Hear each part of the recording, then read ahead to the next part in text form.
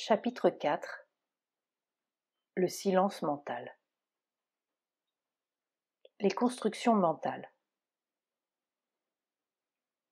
La première étape du yoga de Sri Aurobindo, et la tâche fondamentale qui donne la clé de bien des réalisations, c'est le silence mental.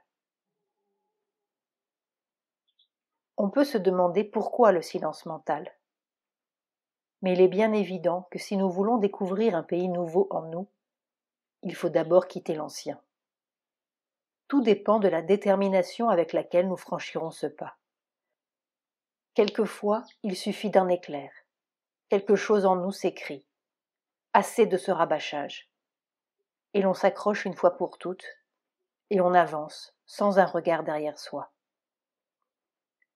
D'autres disent oui, non, et oscillent interminablement entre deux mondes. Disons-le tout de suite. Il ne s'agit pas de s'amputer d'un bien péniblement acquis, au nom de je ne sais quelle sagesse, paix, sérénité. De ce côté-là aussi, nous ne nous paierons pas de grands mots. Nous ne sommes pas en quête de sainteté, mais de jeunesse. La jeunesse éternelle d'un être qui grandit. Pas en quête de moins être, mais de mieux être, et surtout d'être plus vaste. Ne vous est-il pas venu à l'esprit que s'il cherchait quelque chose de froid, de sombre et de morne, les sages ne seraient pas des sages, mais des ânes, remarquait avec humour Sri Aurobindo. On fait toutes sortes de découvertes en vérité, quand la mécanique s'arrête. Et la première est que si le pouvoir de penser est un don remarquable, le pouvoir de ne pas penser l'est encore bien davantage. Que le chercheur essaye pendant 5 minutes seulement, et il verra de quel bois il se chauffe.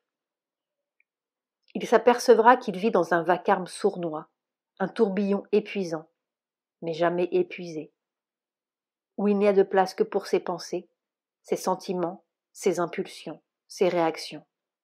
Lui, toujours lui, énorme gnome qui envahit tout, voile tout, n'entend que lui, ne voit que lui, ne connaît que lui, et encore, et dont les thèmes perpétuels, plus ou moins alternés, peuvent donner l'illusion de la nouveauté. En un sens, nous ne sommes rien autre qu'une masse complexe d'habitudes mentales, nerveuses et physiques, liées ensemble par quelques idées directrices, désirs, associations, l'amalgame d'innombrables petites forces qui se répètent, avec quelques vibrations majeures. On peut dire qu'à 18 ans nous sommes fixés, nos vibrations majeures sont établies, et qu'autour d'elles, indéfiniment, viendront s'enrouler en couches de plus en plus épaisses, polies, raffinées, les sédiments d'une sempiternelle même chose à 1000 visages que nous appelons culture, ou nous-mêmes.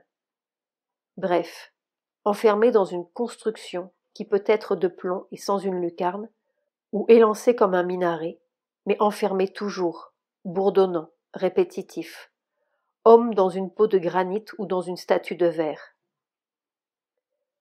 Le premier travail du yoga, c'est de respirer au large. Et naturellement, de briser cet écran mental qui ne laisse filtrer qu'un seul type de vibration pour connaître l'infinitude multicolore des vibrations, c'est-à-dire le monde enfin, et les êtres tels qu'ils sont, et un autre nous-mêmes qui vaut mieux que ce qu'on en pense. Méditation active.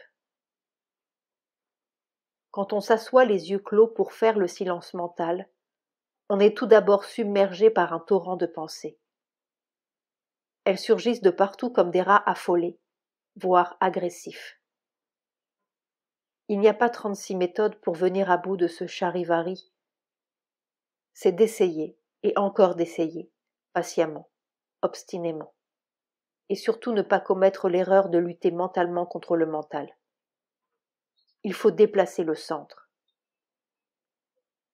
Nous avons chacun au-dessus du mental, ou plus profond, une aspiration. Celle-là même qui nous a mis sur le chemin, un besoin de notre être, comme un mot de passe qui a une vertu pour nous seuls.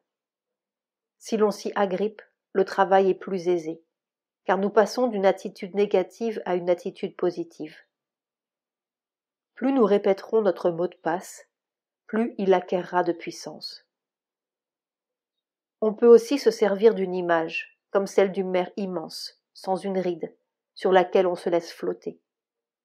On fait la planche, on devient cette immensité tranquille. Du même coup, nous apprenons non seulement le silence, mais l'élargissement de la conscience. En fait, chacun doit trouver sa méthode, et moins il y mettra de crispation, plus vite il réussira. On peut commencer par un processus quelconque, qui normalement demanderait un long labeur, et être saisi dès le début par une rapide intervention ou une manifestation du silence, avec des effets absolument disproportionnés aux moyens utilisés tout d'abord. On commence par une méthode, mais le travail est repris par une grâce d'en haut, de cela à quoi l'on aspire, ou par une irruption des infinitudes de l'esprit. C'est de cette façon que j'ai moi-même trouvé le silence absolu du mental, inimaginable pour moi avant d'en avoir eu l'expérience concrète. Nous touchons ici un point très important, car nous sommes tentés de penser que ces expériences yogiques sont fort belles et fort intéressantes. Mais après tout, qu'elles sont loin de notre humanité ordinaire. Comment nous, tels que nous sommes, pourrions-nous jamais arriver là? L'erreur est de juger avec notre moi actuel des possibilités qui appartiennent à un autre moi. Or, le yoga, précisément, éveille automatiquement, par le seul fait que l'on s'est mis en route, toute une gamme de facultés latentes et de forces invisibles qui débordent considérablement les possibilités de notre être extérieur et qui peuvent faire pour nous ce que nous sommes normalement incapables de faire. Ce qu'il faut, c'est clarifier le passage entre le mental extérieur et l'être intérieur, car la conscience yogique et ses pouvoirs sont déjà là, en vous. Et la meilleure façon de clarifier est de faire le silence.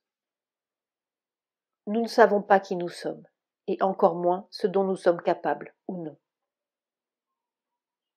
Mais les exercices de méditation ne sont pas la vraie solution du problème, encore qu'ils soient très nécessaires au début pour donner l'impulsion. Parce que nous arriverons peut-être à un silence relatif, mais dès que nous mettrons le pied hors de notre chambre ou de notre retraite, nous retomberons dans la cohue habituelle, et ce sera l'éternelle séparation du dedans et du dehors, de la vie intérieure et de la vie mondaine. Nous avons besoin d'une vie complète. Nous avons besoin de vivre la vérité de notre être, tous les jours, à chaque instant, pas seulement les jours fériés ou dans la solitude, et pour cela, les méditations béates et campagnardes ne sont pas la solution. Nous risquons de nous encrouter dans notre réclusion spirituelle, et après, nous trouverons difficile de nous projeter au dehors, victorieusement, pour appliquer à la vie ce que nous aurons gagné dans la nature supérieure. Quand nous voudrons ajouter ce royaume extérieur aussi à nos conquêtes intérieures, nous nous trouverons trop accoutumés à une activité purement subjective et n'aurons aucune efficacité sur le plan matériel. Nous aurons une immense difficulté à transformer la vie extérieure et le corps. Ou encore, nous nous apercevrons que notre action ne correspond pas à la lumière intérieure, qu'elle continue de suivre les vieux chemins habituels pleins d'erreurs, qu'elle obéit encore aux vieilles influences imparfaites. Un gouffre douloureux séparera encore la vérité qui est en nous du mécanisme ignorant de notre nature extérieure. C'est comme si l'on vivait dans un autre monde, plus vaste et plus subtil, mais sans prise divine, peut-être même sans prise d'aucune sorte sur l'existence matérielle et terrestre. La seule solution est donc de pratiquer le silence mental là où il est apparemment le plus difficile, c'est-à-dire dans la rue, dans le métro, dans le travail et partout. Au lieu de descendre 4 fois par jour le boulevard Saint-Michel comme un homme harassé qui va vite, on peut le descendre 4 fois consciemment, comme un chercheur. Au lieu de vivre n'importe comment, dispersé dans une multitude de pensées qui non seulement n'ont aucun intérêt, mais sont épuisantes comme une scie, on rassemble les fils épars de sa conscience et on travaille. On travaille sur soi, à chaque instant. Et la vie commence à prendre un intérêt tout à fait inusité, parce que les moindres petites circonstances deviennent l'occasion d'une victoire. Nous sommes orientés, nous allons quelque part au lieu d'aller nulle part. Car le yoga n'est pas une manière de faire, mais une manière d'être. Transition. Nous sommes donc en quête d'un autre pays, mais il faut le dire, entre celui que nous quittons et celui qui n'est pas encore là, il y a un no man's land assez pénible. C'est une période d'épreuve, plus ou moins longue suivant notre détermination, mais de tout temps, nous le savons, depuis les initiations asiatiques, égyptiennes ou orphiques, jusqu'à la quête du Graal, l'histoire de notre ascension s'est accompagnée d'épreuves. Autrefois, elles étaient romantiques, et mon Dieu, il n'y avait rien de bien malin à se faire enfermer dans un sarcophage au son des fifres ou à célébrer ses propres rites funéraires autour d'un bûcher. Maintenant, nous connaissons des sarcophages publics et des vies qui sont une manière d'enterrement. Il vaut donc bien de faire quelque effort pour en sortir. Au reste, quand on y regarde bien, il n'y a pas grand-chose à perdre. L'épreuve principale de cette transition est le vide intérieur.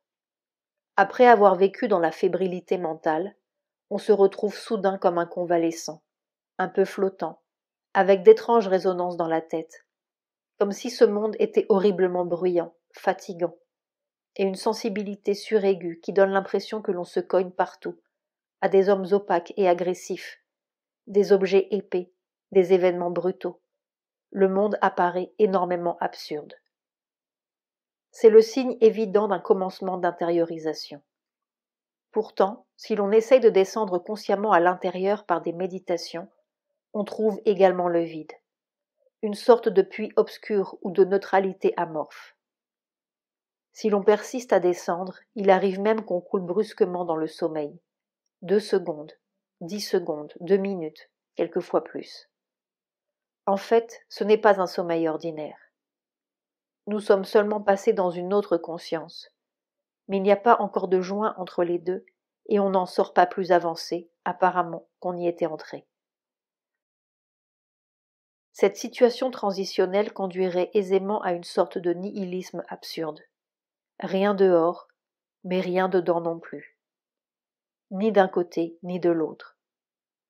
C'est là qu'il faut prendre bien garde, après avoir démoli nos constructions mentales extérieures, ne pas s'enfermer à nouveau dans une fosse profondeur, sous une autre construction, absurde, illusionniste ou sceptique, peut-être même révoltée.